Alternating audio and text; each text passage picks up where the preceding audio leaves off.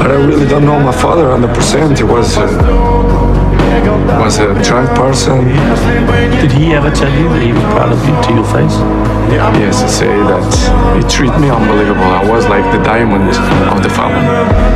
And he knew it. He knew that I will be a football player. And for me, it's made me sad because everything. What's the sadness for you? To be the number one, and he don't see nothing. He don't see to receive awards. He never saw how great you became.